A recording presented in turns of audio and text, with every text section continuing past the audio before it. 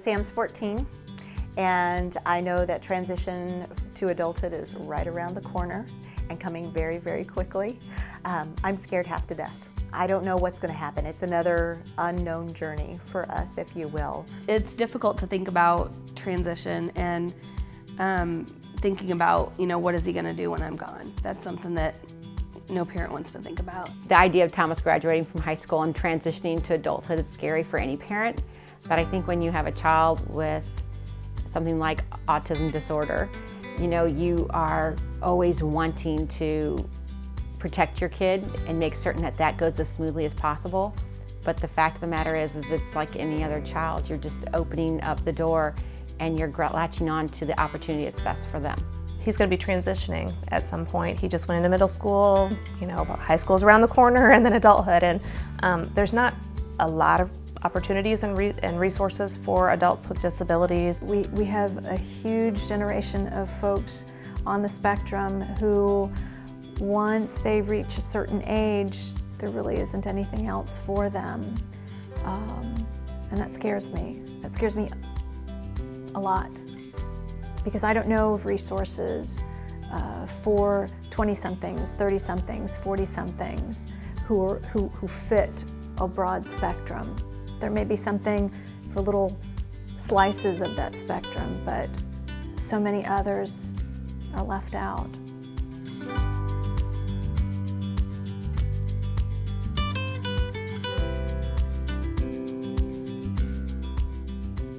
Preparing for post-secondary transition can be overwhelming for everyone involved. The goal of education is to prepare our youth to be contributing members of society, to be ready for employment. Yet a large percentage of young adults with autism don't transition into either employment or post-secondary education in the first 2 years after leaving high school. And those who get jobs are often working in either part-time jobs or for low wages. A high percentage of adults with autism that are either unemployed or underemployed illustrates a real problem for the individuals with autism, their families, and professionals in the field. It's a reality that we need to address, and there are things that we can do to ensure better outcomes. The purpose of this training is to provide information to best prepare for successful employment. Throughout the training, you'll be hearing from several different individuals, including families, individuals with autism, educators, and support coordinators. We'll focus on the following areas: the importance of starting the transition process early, what families can do at home, and what educators can do to support at school.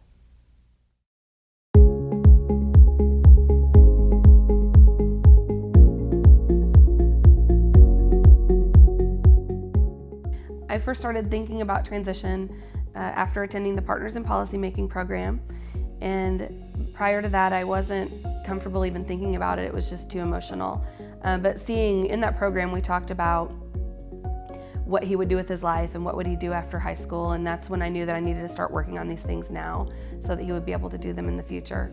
Often parents and educators will wait until high school to focus on transition, and that's unfortunate because the planning really needs to begin from day one when the student enters the school system.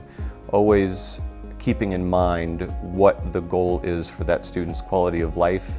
Vocational goals and community integration is extremely important.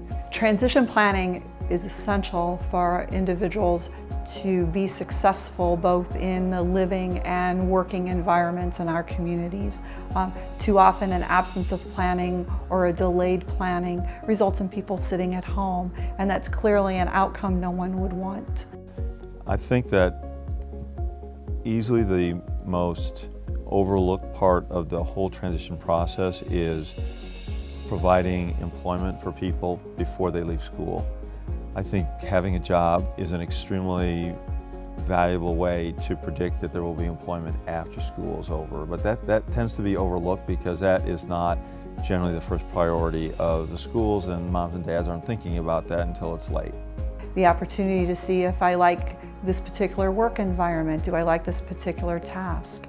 Each opportunity is an opportunity for growth. Even if it wasn't as successful, maybe it's an experience the individual really didn't like and could not tolerate that work environment. We now know something that's going to help us in the future as we plan more specifically for additional job opportunities. you're creating a foundation for future employment as an adult because you already have established a work history so that other agencies after school's over can actually see that this kid has a W-2 form, has paid taxes, is truly employable. I think in addition to just having employment experiences, another barrier that we frequently see is individuals, because they haven't had that opportunity to work, just the logistics. How will I get to work? Do I need a lunch? How will my ride pick me up? Could I learn to take the bus? So having those opportunities earlier helps us plan for that first job of adulthood to be successful. Many of those missed opportunities are a deterrent at the beginning because then it becomes so overwhelming because it didn't naturally evolve over a couple years. In fact, it then is sandwiched down into that first 3 months on the job that all of these things become very overwhelming. It also gives the student a sense of worth, that they actually are employable. Because the biggest problem is that a lot of families really have questions believing that their son or daughter can actually work. So if they could be working when they're 15, 16, 17, or 18, then it just seems more natural when school's over. We know that individuals with autism have great strengths that make them assets to the workforce. Many individuals with autism have unique passion areas and interests that can be an asset to the job. Employers have also reported that employees with autism tend to be very detail-oriented and complete tasks in a very thorough manner. They're described as being loyal to employers and exceptionally hard workers. One of the most famous examples of success is Dr. Temple Grandin, an adult woman with autism and an expert in the field of animal behavior. She's had an immense impact on the livestock industry with her ability to think about problems in a logical and visual manner. Other individuals with autism excel with routine and structures that are provided by the job, making these experiences successful for both them and their employers. There's a range of employment opportunities available for individuals with autism to access, and currently there's national support for individuals with disabilities to have even more opportunities to be involved in competitive employment, which means having the same access to the same employment opportunities and same wages as individuals without disabilities. In the past, the option of competitive employment was not often explored for individuals with disabilities, and this limited the likelihood that they would be employed in full-time positions with competitive pay. The Workforce Innovation Opportunity Act, which went into effect on July 2015, seeks to improve services for individuals with disabilities by providing access to programs to support pre-employment transition services, and also services that support obtaining and keeping competitive employment. Agencies that support individuals with disabilities, such as the Department of Vocational Rehabilitation, have programs targeted for individuals with autism as they make transition from adolescence to adulthood. These services include work-based learning experiences and workplace readiness training. One thing that cannot be emphasized enough is that having employable skills goes much beyond academics. It's essential that programming early on focuses on what many refer to as soft skills. These are the social skills and daily life skills that are pivotal to post-secondary success. This includes things such as how to appropriately greet and respond to coworkers, how to problem solve, how to initiate and sustain attention to task, how to share one's point of view when it differs from someone else. And the lack of these skills can be a barrier to employment, both in initially interviewing and securing the job and in being able to maintain a job once hired. Children with autism may not pick up on these skills from the natural modeling that occurs in our daily routines and interactions, and therefore they often require more direct instruction and supported practice to gain independence. The workplace can be very challenging for individuals with autism. There are a number of social skills and communication skills that are not directly taught in academic settings, but those skill deficits can really be a major barrier for students to be successful in the workplace. So for all students with autism, it's very important that they have job training and vocational experience while they're in school. Even for students who are on the track to attend university, job sampling, job exploration, and some specific vocational training can be very beneficial. It's a well-known fact that kids that have employment also develop other skills like social skills, communication skills, because in order to be an effective worker, you have to have some of those other skills, which are actually rather hard to be taught just in the classroom. They are learned best on the job. Recently we had family did everything right, did our summer work experiences, did job training when the individual was in high school, co-op program, but then had never really thought about, wow, this individual was not ever alone. They'd always been with school, they'd always been with their paid staff supports, or they'd been with family.